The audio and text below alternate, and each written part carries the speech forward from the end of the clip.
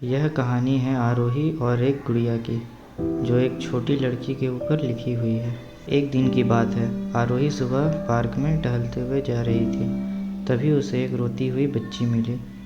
आरोही ने उससे रोने का कारण पूछा तो लड़की ने बताया कि वह जिस गुड़िया से खेल रही थी वह इसी पार्क में कहीं खो गई है। आरोही ने उस बच्ची को उसकी गुड़िया ढूंढ लाने का आश्वासन दिया, जिससे वह बच्ची चुप हो गई।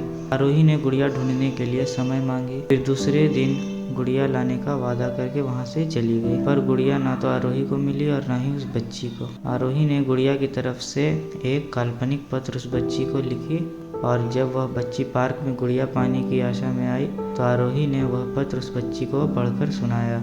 कृपया रोना मत, मैं समय समय पर उस गुड़िया के बारे में तुम्हें लिखती रहूंगी, बस तुम रोना मत। अब आरोही रोज उस खोई हुई गुड़िया की तरफ से काल्पनिक पत्र लिखने लगी और लगभग रोज ही उस बच्ची को पढ़कर सुनाती, जो कि यात्रा की काल्पनिक वर्णन हुआ करता था।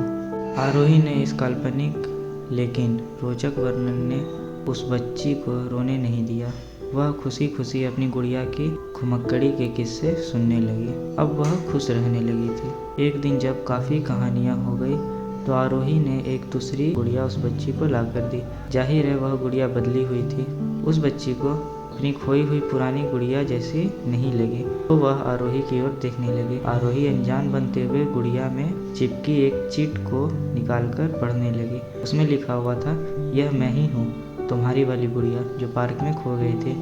दुनिया भर की लंबी यात्रा की वजह से मैं थोड़ी बदल गई हूँ। बच्ची को इस गुड़िया और आरोही पर विश्वास हो गया। वह गुड़िया लेकर घर चली गई। वर्षों बाद जब वह बच्ची बड़ी हो गई तो एक दिन वह अपनी अलमारी में कुछ ढूंढ रही थी, तो उसका ध्यान उसी गुड़िया पर गया जो आरोही ने उसे दी थी।